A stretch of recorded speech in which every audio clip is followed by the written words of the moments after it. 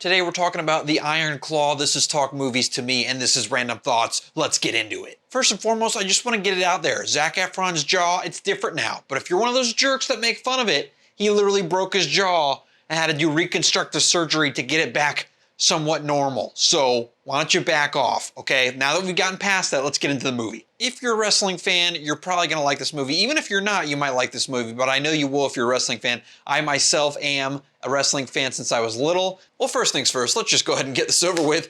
As I was watching it, I made a note to never watch this movie with my wife because, hello, how long are we gonna keep the camera on this guy? My body might look a little different than that, so I don't want to set the expectations higher, you know? Second of all, Zac Efron did an amazing job acting here. Amazing. I thought he completely fit into his character. I didn't even think about him acting at all. I thought he did a fantastic job, and honestly, I think it's kind of crazy that this movie didn't get any awards. And honestly, speaking right now, I don't know if it did, but I'm pretty sure it didn't. If there's one thing you can overall take away from this movie is that this family could use, just a little bit of a healthy dose of communication. For example, let me just throw out some lines that might help this family along. Maybe, mom might be able to say, you don't have to be like David.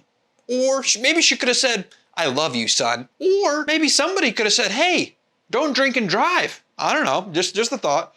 Or the biggest one of all, it's okay to cry.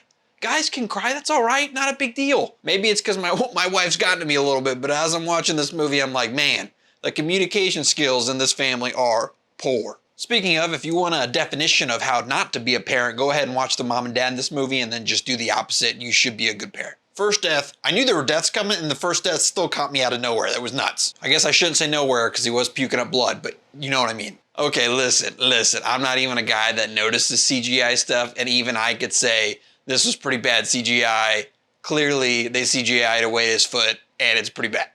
Hey, I got an idea. I know this kid just got out of a coma. How long until he gets back in the ring? Let's put a clothesline on that guy. Come on. Woo! That Ric Flair actor was terrible. Now down to the good stuff. Finally, when he literally is saying, hey, your son, he's having some issues, like mental big issues. Can you watch him? I'm kind of worried about him. He was saying he was kind of done with life. He's like, you boys need to work it out yourselves. What? What? I can say without a shadow of a doubt, I do not blame Zac Efron at all for choking out his dad here. I mean, I would have done the exact same thing. That guy's kind of nuts, and I'm glad he cut him out of his life.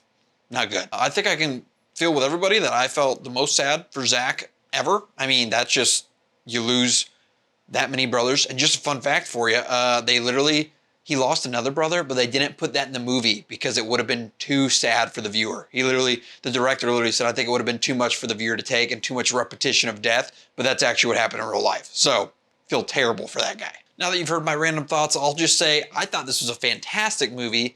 Whether you like wrestling or not, I totally recommend you watch it. It is kind of sad, so be prepared for it. It's very sad, but be prepared for that.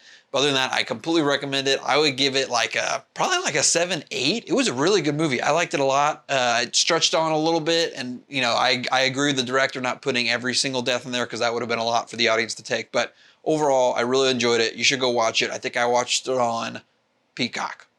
Thanks for watching. If you enjoyed this, make sure to hit that subscribe button. And if I made you chuckle or giggle or, tickled your funny bone at all, make sure you like this video, subscribe, do all the stuff. You know what I'm talking about. See you next time.